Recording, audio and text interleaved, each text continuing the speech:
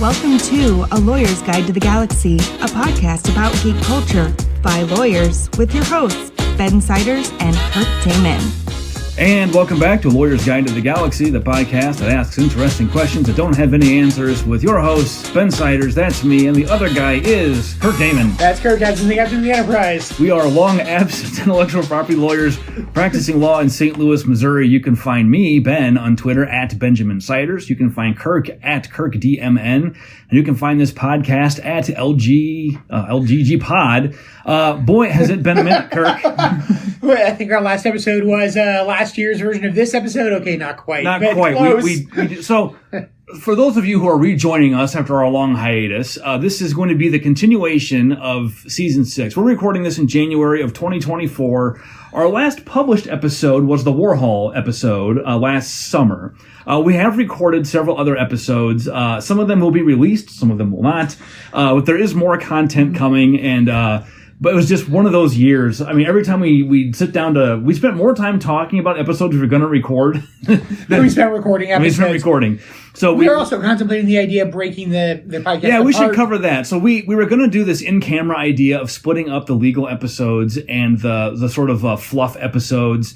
That did not come to pass. It sounded like a good idea to us at the time. It wound up being logistically a lot more difficult, complex, and expensive than we really thought. So we're not going to do that, although we did record several in-camera episodes. We've got one on The Last of Us. We've got one on Season 2 of the Star Wars anime series. So those will be coming. Those are recorded. And so if you hear us in those episodes talking about how this is an in-camera, we lied. It's not. It's just the main feed. Yep. So those are on the way. But today we're going to do our annual kickoff episode that we've done for most of our years, which is talking about the new stuff entering the public domain. And this one is a doozy. Well, yeah, there's one major item, which I think everybody is talking about entering the public domain. Yes, I'm surprised there's not more talk about it, actually. I thought we would be inundated with news articles covering it, and I haven't really seen that much. But Steamboat Willie, the first published... And Plain Crazy. The first published appearance of Mickey and Minnie Mouse, Minnie often gets overlooked in this thing, was published in 1928, I think it was. So year it is. Yeah, so fast forward to 95 years later, and here we are. It expires at the end of 2023. And so Steamboat Willie is now in the public domain. If you followed this at all, you've probably seen a lot of people talking about what that means, and a lot of people who don't really know what that means and aren't sure what that means. I think the key thing, and I think the best place for us to start with, is you universally get asked the question, does this mean Mickey Mouse is in the public domain? No. And the answer is definitively no. Definitely not. It means Steamboat Willie is in the public domain. Yeah, Steamboat Willie, that particular work of authorship, as we say in copyright speak, that particular work of authorship is in public domain, and only that one, the one published in 1928. Like it too, with this Plain Crazy as well. Yeah. That means that overlooks that one. If you found a remastered version that was published and released on DVD in 2002, that one is not public domain. Yeah, so I think the real key thing about this is and this is kind of where we started here. When you talk about things entering the public domain, it doesn't mean that everything that's associated with something enters the public domain. It means that particular work of authorship, that particular work enters the public domain. The most significant reason to sort of be talking about Steamboat Willie is because obviously this is a substantial piece of authorship, a substantial piece of history, that comes out of it. And it's also the start of Disney, which means that at this point in time, we're probably going to have something Disney entering the public domain every year. Yes. Because that's just what we're going to have happen. It's really interesting with Disney because so many of their keystone properties, their keystone works, are themselves based on public domain works. Yeah. All the Hans Christian Andersen stuff, Frozen, Tangled, Little Mermaid, Cinderella, Snow White. It's all stuff that's been public domain for a long time. So I actually had a lengthy discussion with a friend of mine about this. He's just trying to figure out, what does this mean? Like, what can we do with Steamboat Willie? And the question's not that simple, right? From a copyright perspective, the answer is simple. Anything you want, basically. Yeah. But you can't use Mickey Mouse. That's the thing. You can use Steamboat Willie as Mickey appears in Steamboat Willie. Yep. But I assume that there's going to be more Mickey Mouse stuff where he looks the same way he looked in Steamboat Willie entering the public domain next year and in 5 years. One example I saw from it, I think, is something. I believe there is a horror movie coming out. Yeah, that's the first thing they do is a horror movie. But it is using the black and white Mickey Mouse as the presentation, the Steamboat Willie one. My understanding is it's even set on the steamboat. Like they're really going straight after Steamboat Willie. You could do like a Heart of Darkness thing with that. You know? It's well, and quite frankly, it's one of these where you look at it and say, hey, this is awful. We're taking these, incredibly beloved Disney characters and making horror movies out of them. But again, like we commented last year, about it talking about Winnie the Pooh. This is good because basically this is what the public domain is supposed to do. It's saying we're going to have this spur of creativity. Are these going to be great horror movies? I doubt it. Probably not. But they might be. One never knows. You never know. It's not a coincidence that the first thing we do with Winnie the Pooh is the most unfamily-friendly thing you can think of. The first thing we're going to do with Mickey Mouse is the same thing here. So, once we get past this ha-ha, look how edgy I am thing that's going to happen with this, we'll see if anything more interesting can be done with these properties. I think a lot of what you may very well see that might be more interesting behind it is the fact that, they now can't really be suppressed to an audience. They can be, Steamboat Willie itself, again, as long as it's not a remastered version, it's the original stuff like that, can be published, can be republished. Given the internet, these are things we could potentially see accessed. And probably most importantly, derivative works. We can make derivative works of those. Now, but that's where it gets tricky, right? Because you can have to make something that's a derivative work of Steamboat Willie, but not of other stuff that's still copyrighted. Examples of ones I think we may very well start seeing, and again, this may not necessarily be Steamboat Willie, but talking about some of these things later on, adaptations into stage plays is something you may very well start seeing happening to more films. Where an author didn't necessarily write one or wasn't, and the author's estate is not necessarily interested in making one, but now with an expiration of copyright, they can put them into different genres. One, as I've had with Steamboat Willie, somebody can make it in 3D. Yeah, why not? That could be an intriguing sort of, concept. Make a video game out of it. Somebody could colorize it. Yeah. Those are things that you potentially could do. Now, you got to be careful with the colors, but having to do with Mickey Mouse. But, you can definitely play around a lot with those kind of ideas being derivative works. It's interesting to see where it's going to go. I think the real key, from us as the point of view in talking about this, is it's not a free-for-all on Mickey Mouse. And I think a lot of people are looking at it and saying, oh, this means it's a free-for-all for Mickey Mouse. And that is very wrong. And Mickey Mouse, setting aside the difference in how Mickey Mouse appears now versus in 1928, there are also trademarks that are in play. Yeah. So, although, trademarks are usually, I wouldn't say a little easier to work around than copyrights. You can put disclaimers in. You still have tarnishment and things like that. You can't just take Mickey and stick him in a pornographic film. That's going to cause problems no matter how many disclaimers you put out there. But there still is a broad amount of artistic discretion that can be exercised here with Mickey as he appears in Steamboat Willie. And we're going to just start to see year after year, probably more and more of these Disney works falling into the public domain. Another one, Tigger, is now finally public domain. In fact, I've already seen some webcomics talking about that and making jokes with a strong sexual overtone to them. Of course, there's always these edgelords who think that they're really going to push boundaries and shock the world by doing something. We're all expecting them to do it. But in a sense, though, that's the stuff that's the least harmful because it's so over the top. Nobody's going to think, oh, did Disney really sanction this? No, definitely not. Yeah. And I think that's, again, the truly interesting space in many respects behind this is we are now getting into, this has been already happening with The Great Gatsby the last few years. We are seeing massive icons of authorship coming into the public domain now, especially early American. That's really a lot of what we're seeing behind this. A lot of German film, early German film. These are important works to be seeing entering the public domain because they are so massive. And that's what's kind of nice about with the idea of Steamboat Willie is in some sense, Disney was this massive juggernaut that had no expired copyrights. Nothing Disney had done had ever been expired copyright just because of its timing. That is no longer true. We're going to continue to see more. We're going to see more, known properties coming through, losing copyright, becoming public domain. And, that should be a good thing. One thing that really has struck me as we've done this, I think, for 4 or 5 years now, I took a class with my English degree, you had to take literature and culture classes, which would study either a specific country or a specific era, like literature and culture of England in the 18th century, which I did take, and it was awful. A horrible class. But for my American Lit class, I took literature and culture of America in the 1920s. So we studied a lot of the Harlem Renaissance stuff, a lot of these works. And although just from taking that class, I had an appreciation for just how much of American popular culture was defined by this decade in particular, it really gets driven home here as we look through this list every year and see the names that are on here. I mean, so much of what we take for granted with music, with film, and with novels is this was the golden era of American creative output. In many respects, yeah. And I mean, you also look and say the modern era is the next golden era. Yeah. But this is the only one we're going to be talking about entering the public domain during our lifetimes.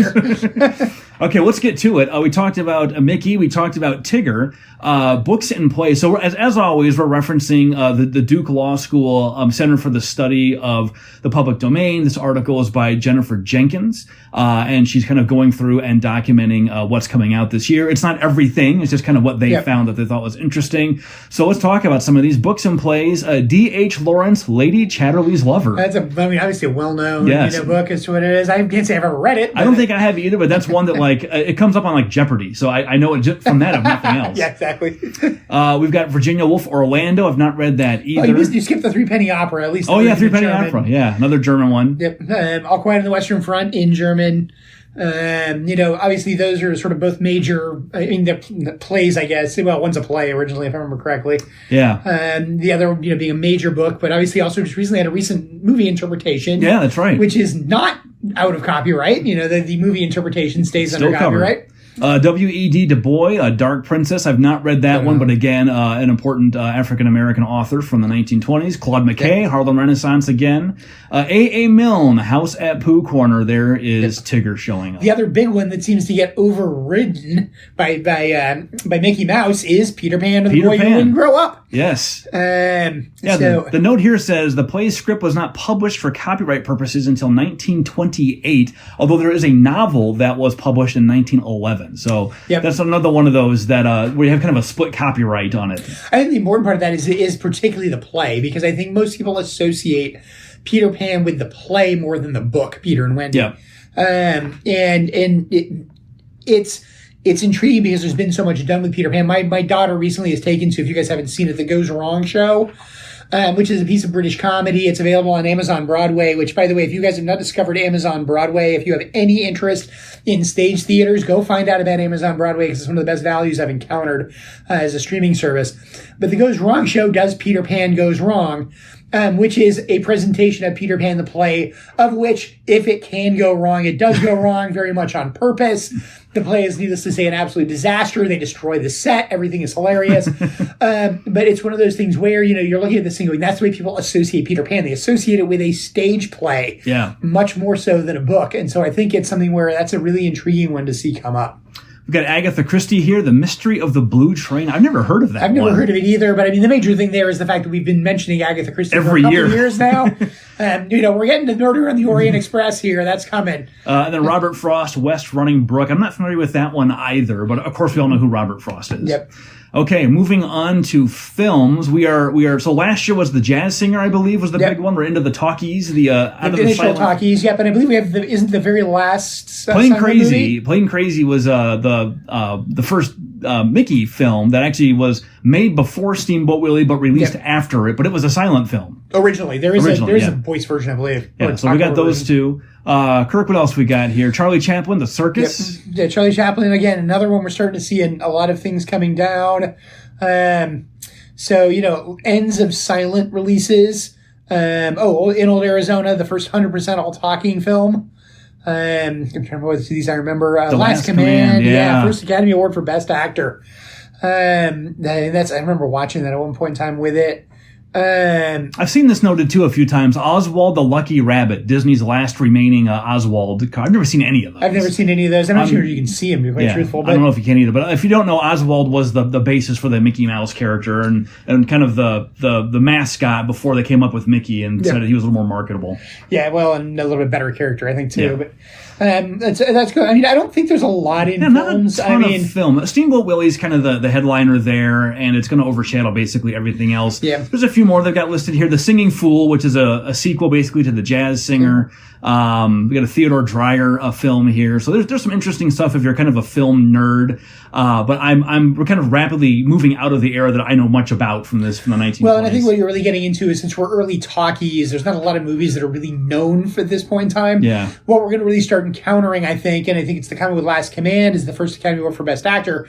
We're going to start seeing Academy Award winners start falling here because the Academy Awards are now gaining. Yeah, I think you'll see like the types of actors we see show up will change a lot too as we move out of the silent film era and see which actors were able to successfully transition into the talkies. Yep.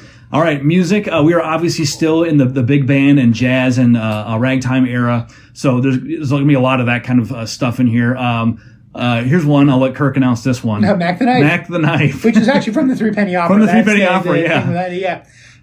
But yeah, I think it's, that's a song everybody knows. Oh, yeah. If you haven't heard it, just go listen to it right now. Again, it is original German lyrics, so it's not quite the song we're used to. There's going to be recordings of it that are still going to be covered, but you'll recognize it almost immediately. It's very very famous. Making Whoopee, that's a classic one. Want to Be Loved by You, Empty Bed Blues, J.C. Johnson. So yeah, a lot more blues and jazz here. Not a lot of huge name songs, but a lot of stuff. If you haven't heard of some of these, just go listen to them. If you listen to the first 10 seconds, you'll recognize a lot of these. Yeah, it definitely is. The things that I should Hold Everything pop up there is presumably one of the songs from it. But I can't see the actual song. I just saw it pop up on one of their things with it. And then, but again, that's musical composition. So this is the underlying composition, not any recording of it. Yeah.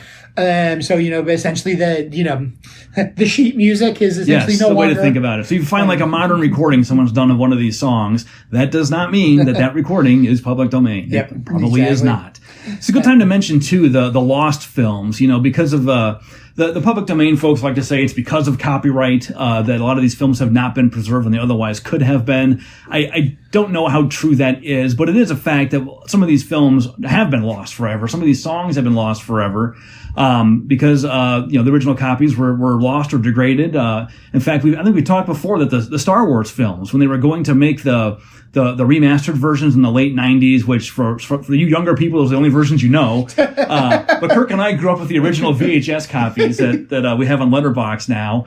And when they were pulling that film out, it was degraded significantly. And I remember if you ever watched like the special featurettes before the VHS release of the remastered versions, they talk about how that film, if they hadn't done it then, they may not have ever been able to because it was so badly gone. Yeah, and a lot of it also is just the sheer technology. Yeah. These are not digitally stored films with no degradation. These are chemical prints. Chemical prints, which had a master. And one of the big things you bump into is there's not a lot of copies because those copies had no reason to be preserved and they were bulky. Mm-hmm. And that's just a lot of the sort of storage behind this. What I do think is interesting about some of the stuff with that is, again, as stuff falls in public domain, you may very well see people who have these things on it potentially come out. I mean, I know as an example, I have, just in my house, when my wife got them at an antique sale, I have original Edison cylindrical records, from his, record days and stuff like that. Do they play anymore? I have no idea. They're wax. Wax cylinders, I mean, if they've been, exposed to something negative, they're not going to play anymore, and I'm not going to try it. Because I wouldn't want to damage them even if they can, but you kind of wonder, like, what's on those? Could you preserve it? Could you not preserve it? Even modern stuff is not necessarily being preserved. Like you talk about Star Wars is from the 70s. Mm-hmm. That's not that long ago. This is 1928. Yeah. So yeah, you always have lost films. I don't think a lot of it's copyright. I think much more of it is just sheer technology. Yeah. And the fact that nobody cared. Yeah. A lot of these films were not commercial successes. They weren't things people necessarily wanted to keep. You didn't have a film studio that wanted to maintain it. You had, fires destroy warehouses, things happen. Yeah. You got to kind of think, this is where maybe markets help us figure out what has cultural value and what doesn't. Not that none of the stuff that's lost is not, that is all not valuable, but you got to think if something really was at least commercially relevant, then it would have been preserved somehow. Yeah. If it stayed that way. And I think a lot of the problem we have with it is we've become more interested recently in history. Yeah. And particularly in sort of history of copyrighted works than we used to be. Particularly when we talk about things like early movies. I don't think people really cared about early movies. It wasn't seen like as we talked about amazing. the first Great Gatsby is a lost film. Yeah. Which now, of course, we'd love to see what that was, Yeah. So the fact that it's lost, was it not a commercial success? I have no idea. But you hate to lose that kind of stuff because that one in particular, we've talked about how Great Gatsby was not a well-received novel when it came out even. It only got popular much later after the copyrights were gone. Well, after his death. I mean, that was the, sort of the F. Scott Fitzgerald's death. And again, I think one of the things that's very interesting about it is just how much interest we have in preserving this stuff. It's gotten easier, but there's still stuff lost constantly today. Yeah. I mean, how many, we do not have every novelist's novel and the things. I mean, there's plenty of unpublished novels. Mm-hmm. There are probably things in, random people's bookshelves where they have the only copy that still exists. And they have no idea. They don't even realize what it is. It may very well get, thrown out in a junk sale. Didn't they find one of the original copies of the Declaration of Independence that way? Like it was in somebody's garage or something. Well, or somebody's things are always, copies of those kind of things are always found like behind photos, behind paintings, stuff like that. Not just because it's reused, but because that's where somebody stored it and they forgot it was there. People find, results of bank robberies in the walls of their homes, stuff like that. So, it is, I think, we look at it, we lament it, but part of the reason for that is because it interests us now, because it is 100 years old now. And it's something that does have cultural significance. We only worry about the original Great Gatsby because it's the Great Gatsby. Mm-hmm. I'm sure I can come up with some other novel that was equally as poorly received as the Great Gatsby, which nobody knows even exists. Yeah. Because its copies were long gone by 1930, and stuff like that. So, and nobody cares. And nobody cares. Okay, so we got another category this year that we didn't have last year, sound recordings. We should say sound recordings are weird. And we say sound recordings, we mostly mean recorded music, but it covers, other sound recordings as well. They're weird, though, because they were not covered by federal copyright law until 1972. And even then, it was only new stuff after 1972 that was covered until a couple of years ago when they passed the Music Modernization Act and swept in all the old stuff. And just because of how those laws took effect and how they worked, there was no sound recordings that entered the public domain last year. But this year, they're back. Yeah. So you very well could have had something like these that had copyright for a year. Yes. So the only one on here, it's a lot of what you'd expect. Blues, jazz, ragtime, swing. The Charleston is a big one. Recordings. I think it's the original. Yeah, these would all probably be original. So if you hear a really decent copy of these songs, it's probably not this one. Because if you've ever heard an original recording from the 1920s, they're really not great. Well, and again, it's, the technology wasn't there. Remember, we are vinyl records at this point in time at best.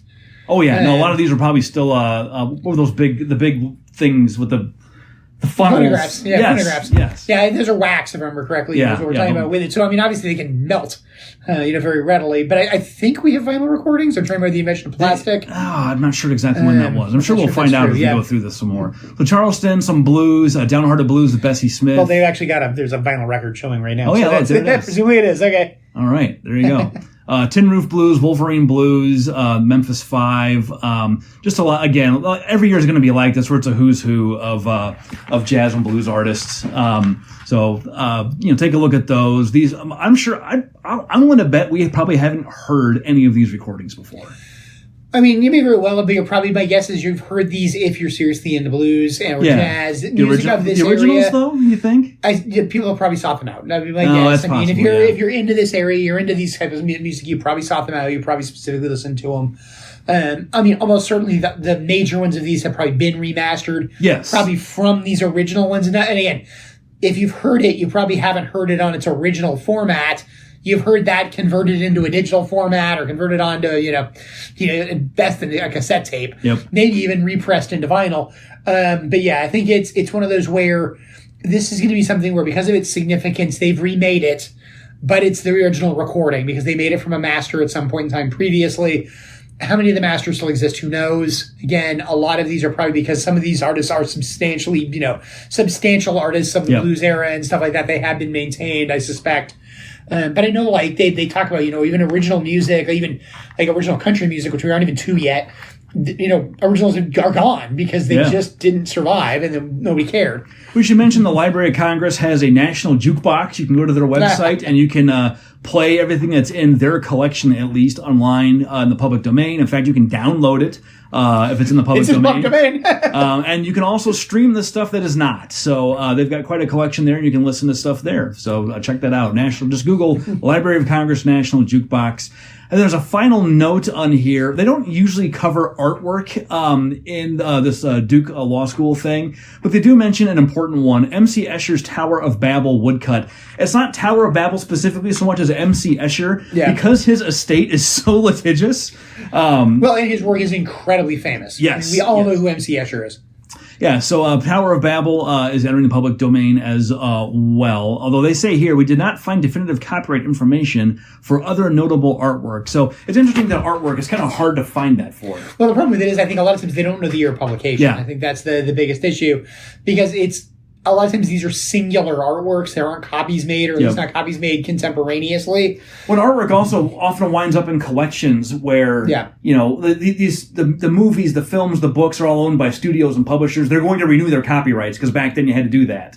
The artwork, Well, and you have a single copy in somebody's private collection. Yeah, does the author even remember? Does the author even know? Because a lot of this stuff didn't get famous until much later. So they produced this stuff and just kind of hung out there. So we probably find a lot more artwork fell into the public domain early relative to these other works that have more enduring quality and a more organized copyright owner keeping track of the rights and renewing them. Exactly, yeah. And again, the ones that probably are the ones that are very famous and were famous at the time because of the fact that they actually were able to get they filed for the copyright at the time because it was important to do so, and they aren't more. And again, it actually just popped up the imagery on it, the fact that there's imagery in Winnie the Pooh.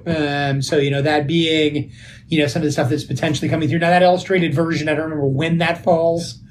If that falls, from the thing. I think that actually is with this. The original one now was the first book had the. Yeah, but I think there's much more illustration in the second book, which is the one that just fell this year. Yeah, and we're seeing some of the imagery being used now to make modern messages and things that you arguably may have been able to do before under fair use. And I've seen interesting. I saw one of our listeners, Ed from Grand Rapids, one of our favorites. Ed pointed out to me a webcomic where somebody was making sort of a commentary using the Winnie the Pooh characters, but the artist who did it knows what he's doing, and he was very careful to depict the characters only the way that they were shown in the original A.A. Milne books. You don't see Pooh with like his Disney clothes or the colors, and the way that his face is shaped is different. So you can use this stuff, but you got to be careful. You got to know what you're doing, or you can still step on rights that are still valid. Yeah, and again, the thing I think is most interesting about this, and I've said this I think for the last couple of years as well, what we really are starting to see is, in many respects, icons of literature, icons of film, because they were early, because of what they are, stuff like that, starting to enter the public domain, which is good. Yeah. Because we haven't had stuff like this entering the public domain for years. Now, part of it's arguably because of its, iconic nature. But what we're really seeing, happen with it now is every year stuff which is recognizable, which we know about, which is studied in classrooms, entering the public domain. And this is, in my mind, this is a good thing. It also, because it does grant us better use in conjunction with these, and we're seeing it generate substantial new content. Yeah. As it enters the public domain. I mean, the system is working in some sense as it's supposed to. Now, is that content, Winnie the Pooh, Blood and Honey, the equivalent of Winnie the Pooh? Probably not. No, but it's Howard Stern shock jock type stuff. But people will make more serious things out of it, and we're already seeing that happen. That's just not the stuff that makes headlines because it's not shocking. Yeah, and it's also, as it gets more and more of it happens, you're going to see more and more of it being done. Yeah, so it'll be interesting to see where that goes. Yeah, that's all good stuff. What else do we want to talk about? Upcoming episodes. We've got to pivot from public domain briefly. So we're gonna get the 2 episodes we've already recorded queued up. Like we said before, we've got one on the new Star Wars anime season. Yeah, Vision season 2. We got that ready to go, and then we've also talked about The Last of Us. The Last of Us, yes, which I binged on an airplane. So yes, Kirk was very passionate about that one. And then we've also both seen Andor, and have you seen Ahsoka yet? Seen Ahsoka, yeah. The only thing I've not finished is Mandalorian Season 3. And it's because none of my family wants to watch it. Well, you need to see it. There's some good stuff in there. So we've got plenty of Star Wars stuff to talk about. So we've a lot of that sort of fluff content coming. And we also have quite a few other episodes to go through. There's a lot going on with AI. We actually recorded an AI episode that something went wrong with my phone and it's unintelligible. But we're going to do probably a couple episodes, I would guess, on different issues with AI because there's a lot of things going on there. And just other things as they happen. We've got the Chapel Warner case that is interesting. That's sort of an inside baseball thing, but it is relevant to how we calculate damages and how you figure out what the risk is of doing this. As doing this as well, there may be a few other smaller cases. There's some intriguing stuff right now on its way to the federal circuit on patent law, which we may talk about depending on what they say. If they do, depending on what happens in the appeals, what the decisions look like, stuff like that. We may talk about, again, inside baseball, very esoteric areas of patent law. But we have heard definitely from our listeners that they kind of like some of those episodes. Yeah. So we may go into a few, very like hyper technical areas of patent practice just because people may be interested in them. Likewise, on the copyright side, it kind of helps to kind of walk through an example of, what happens when, let's say, Disney re-releases Steamboat Willie or just includes the character in a new DVD they released this year. What does that mean for what you can do with the old one? Yeah. So. Yeah, and stuff like that. So we'll have to see where it goes. Hopefully we will actually be recording episodes this year. We have planned it. We are, trying to schedule stuff out. I make no promises. We put a meeting on the calendar for Friday, and I already missed the first one, so we're not off to a great start. But we're doing it now, so we're getting it done. But yeah, we'll see where it goes, and we'll see sort of what the next few months hold. All right, well, stick with us. We promise you will get more content this year. I realize it's a low hurdle to clear, but my golly, we're going to clear it. Halfway there. All right, that's all for this time. We'll see you next time, Lauren. Play us out. The views expressed by the participants of this program are their own and do not represent the views of, nor are they endorsed by Lewis Rice LLC, its officers, directors, employees, agents, representatives, shareholders, and subsidiaries. None of the content should be considered legal advice. As always, consult a lawyer. This podcast was produced and recorded in St. Louis, Missouri.